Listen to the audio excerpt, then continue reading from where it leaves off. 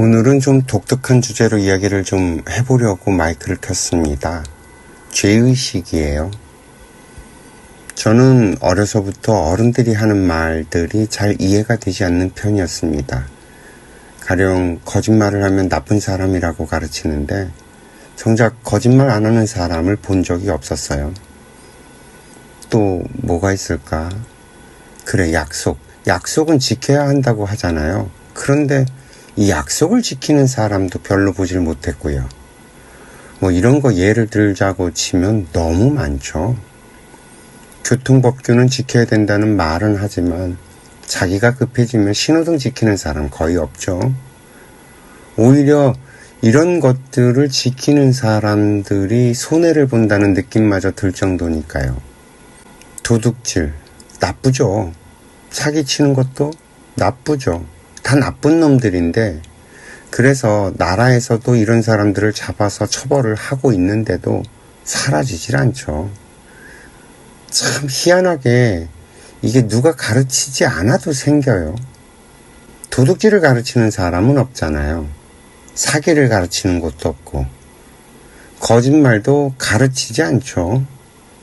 신호위반을 가르치는 학교가 있나요? 없잖아요. 그런데도 여전히 나쁜 사람들이 만들어지고 있다는 게 너무 신기하지 않나요? 자연 발생적으로 인간이 나빠지거나 또 나쁜 인간이 태어난다는 말이잖아요. 이 바퀴벌레가 그렇다던가 아무리 박멸을 시키려고 해도 어느샌가 다시 나타나는 정말 끈질긴 생명력을 갖고 있다고. 보통은 이런 걸 양심으로 풀어가는 사람들이 좀 많죠. 뭐 성선설이니 하는 표현도 쓰고요.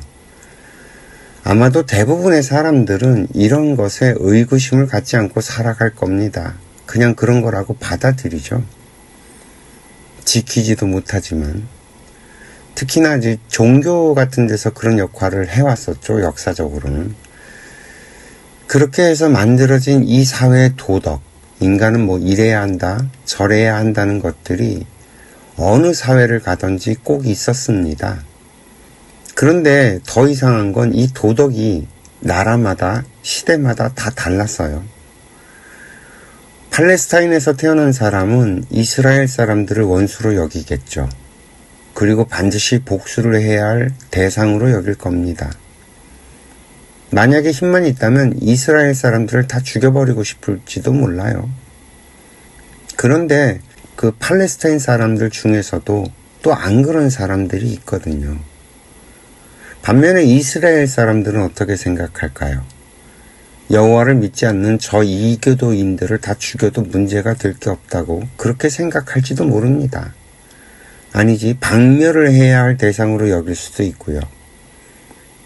지금 현재 국제사회가 생각하고 있는 이 도덕률 같은 것들은 안중에도 없을지도 모릅니다. 죄의식도 갖지 못할 테고요. 좀 뭔가 이상하다는 생각 안 드세요? 과연 나쁜 일인가 하는 생각 말이죠. 나쁜 거라면 왜 인간은 그런 행동을 하지? 어리석어서? 뭐 하는 생각 말입니다. 언젠가 도인께서 이런 말씀을 하십니다. 인간이 인간으로 태어나서 저지르는 것 가운데 죄는 없다. 순간 당황했죠. 도둑질도 사기치는 일도 하다못해서 살인을 저지르는 것도 죄가 되지 않는다고 하는 말이잖아요. 분명 이 이야기는 우리 인간 사회에 대단히 무리를 일으키는 말이 될 겁니다. 아니, 죄가 없다니 이게 말이 되냐는 거죠. 그런데도 단호하게 말씀을 하십니다. 그건 죄가 아니다. 도둑질을 할 환경이 만들어지면 누구나 도둑질을 하게 된다고 하십니다. 그러면서 너의 영혼을 저 사람의 몸속에 집어넣고 저 사람이 살아온 방식 그대로 널 자라게 해서 딱 그 환경을 만들어 몰아넣으면 너는 어떻게 할 것 같냐고 물으십니다. 순간 말문이 턱 막히죠. 만약 내가 팔레스타인에 태어났다면 어땠을까요? 내가 만약에 이스라엘에서 유대인으로 태어나서 그 유대교의 교리를 교육받으면서 살았다면 어땠을까? 뭐 이런 생각을 해보면 과연 내가 지금 생각하는 방식으로 생각을 할까요? 그렇다면 나는 어떤 죄의식을 가지고 있을까 하는 생각을 해보게 됩니다. 이렇게 보면 죄의식이라는 게 결국 원래 있었던 게 아니라 인간이 만들어낸 것들이라는 의미가 될 텐데 말이죠.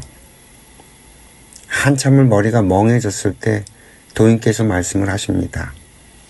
그렇게 저 사람들을 이해해 줘라 하십니다. 사기도 살인도 다 같은 원리로 작동한다고 하십니다. 저 사람이 죽을 때가 됐는데 그냥 두면 죽어지지 않을 테니 그 사람을 죽일 사람이 이미 만들어져 있어서 그 역할을 할 뿐이라고 하십니다. 그러면서 히틀러도 그렇게 태어난 사람이었다고 합니다. 시대적으로 인간의 욕망이 크게 충돌할 때가 돼서 그 역할을 담당하러 히틀러가 태어났을 뿐이라고 합니다. 그래서 죄는 미워하되 사람은 미워하지 않는 거라고 했구나 싶어졌습니다. 예수께서 너희들 가운데 누구든지 죄 없는 사람이 먼저 저 여자를 돌로 쳐라 하셨던 말씀이 생각이 났습니다. 우리가 이 시대에서 저 시대로 넘어갈 때가 되면 그 시대마다 인간들에게 필요한 사람이 있어서 그렇게 인간의 몸을 받아서 이 세상에 뭔가 흔적을 남기고 가는 사람들이 있다고 합니다. 이 세상에 음악이 필요해지니 음악의 아버지 어머니가 태어나 음악의 기체를 만들고 떠나니 핸델과 바하였다는 거죠. 그렇게 존 레논은 인류에게 천국도 없고 지옥도 없고 종교도 없고 죽을 필요도 없는 세상을 상상하게 만들고 총에 맞아 죽을 수밖에 없는 운명을 가지고 태어났다는 거죠. 스티브 잡스가 스마트폰의 세상을 만들고 이 세상을 뜬 것처럼 말이죠. 독재가 필요한 시대에 더 이상 독재를 하지 못하겠다고 이승만 박사가 선언을 해버리니 박정희 시대가 열린 것도 다 이유가 있었다는 말입니다. 이게 다 단지 인과의 법칙이라는 것이 있어서 내가 짓고 내가 받는다는 이 자연의 법칙을 따라서 인간의 모든 것들이 펼쳐지고 있기 때문에 사실 그 세세한 사연들은 우리들이 알 수 없다는 것뿐이죠. 그래서 스티브 잡스는 이것을 커넥팅 더 닷이라고 표현을 합니다. 내가 잘 모르지만 내가 살면서 벌어지는 모든 것들이 사실은 모두 연결되어 있다고 말이죠. 다만 그 길을 걸어갈 때는 잘 모르고 보이지도 않는데 훗날 돌이켜보면 그것들이 전부 점과 점 사이가 연결되어 있다고 말이죠. 생각이 이쯤에 미치게 되면 우리는 그럼 어떻게 살라는 말이냐고 되묻게 됩니다. 우리가 그저 인과의 법칙을 따라서 태어나고 인과의 법칙을 따라서 내가 부자 아빠를 만나고 가난한 아빠를 만나서 산다면 결국 인간은 사주팔자를 피해갈 수 없다는 말인데 그럼 뭐하러 힘들게 노력을 하며 살아가냐는 원망이 나올 수밖에 없습니다. 내가 남들처럼 도둑질을 해도 사기를 쳐도 심지어 살인을 해도 죄가 아니라면 내키는 대로 막 살아도 상관이 없냐 싶어집니다. 그런데 참 희한하게도 내가 막 살고 싶다고 막 사라지지도 않는다는 거죠. 너무나 강력하게 내 머릿속에 들어앉아 있는 이 죄의식이 내가 내 멋대로 행동할 수 없게 가로막고 있죠. 또한 다르게 살아가는 방법이 있다면 굳이 나쁜 짓을 해서 살아가고 싶은 사람도 없다는 거예요. 앞서 이야기했던 것처럼 우리들의 죄의식은 내가 태어나서 지금까지 살아오면서 교육받아왔던 것들의 총합입니다. 원래 죄라는 것이 따로 존재하는 것이 아니라 그것이 죄라고 배운 거죠. 이 우리 인간들의 생각의 뿌리는 참 깊어서 쉽사리 변해지지 않습니다. 또한 내가 알고 배워왔던 모든 것들은 정말 끈질긴 생명력을 가지고 전해 내려온 것들입니다. 엄청나게 질량이 무겁고 압축되어 있는 거죠. 필요 없이 이 세상에 존재하는 건 단 한 가지도 없다는 말이 포인트가 됩니다.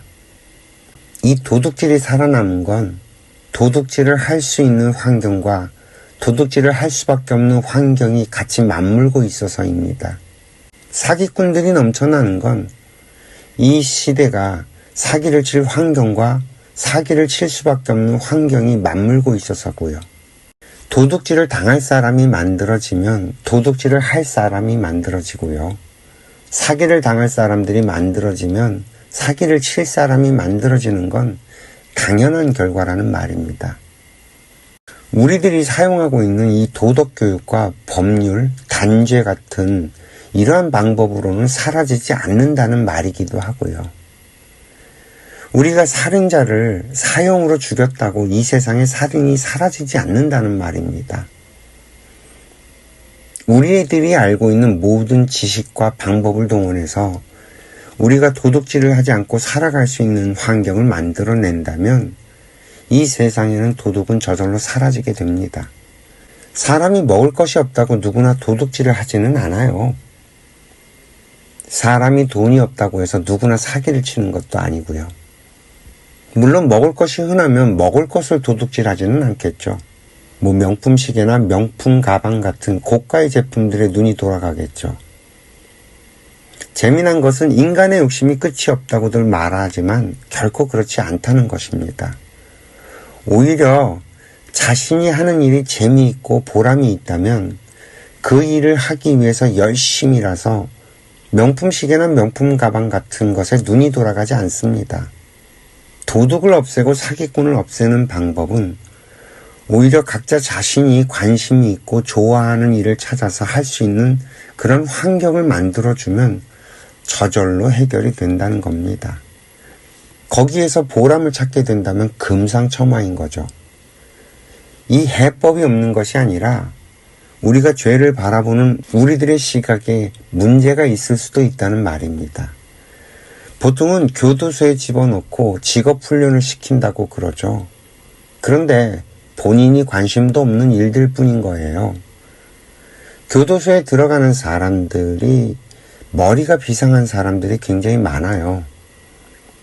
그래서 성실하게 노동을 해서 먹고 사는 일이 맞지 않는 사람들인 거죠. 그런 사람들에게 재미도 없고 관심도 없는 일을, 그것을 잘할 수도 없는 일들을 가져다가 놓고 하라고 하니까 개선이 되지 않는 겁니다. 이 사람을 교화시키려면 뭔가 저들이 이해가 되고 받아들일 수 있는 것들을 찾아줘야 합니다. 한마디로 말해서 정성이 필요한 거죠. 저희 인생학교에서 늘 말씀드리잖아요. 그 정성에 대해서. 이런 이야기를 하면 아이고 그 죄 지은 놈들에게 뭐가 이쁘다고 그렇게까지 해야 하냐고 하는 사람들이 많을 겁니다. 문제는요, 저들을 개선시켜 놓지 않으면 이 사회에 죄가 사라지지 않는다는 거예요. 오히려 저들을 개선시키면 이 사회에 죄를 짓고 사는 사람들이 사라져 간다는 거죠. 우리가 살아가는 환경을 깨끗하게 만들어서 누구나 행복하게 사는 세상을 만들어갈 수 있다는 얘기입니다. 이해가 좀 되실까요? 저는 그 교도소를 만들고 교도관을 만들고 죄 지은 사람들을 먹여 살리느라고 운영하는 비용 들어가는 거, 그거 갖고 이 세상에 죄를 짓지 않고 살아갈 수 있는 환경을 만들어가는 것이 훨씬 더 이롭게 운영할 수 있는 게 아닐까 하는 생각을 해보게 됩니다. 아무튼 오늘 이야기는요, 우리들이 가지고 있는 착한 버전의 생각들에 대해서 좀 딴지를 걸어보는 거였고요. 우리 생각 깊숙이 뿌리박고 있는 이 죄의식에 대해서 도전을 좀 해보고 싶어서 마이크를 켜봤습니다. 오늘도 시청해 주셔서 감사하고요. 행복하세요.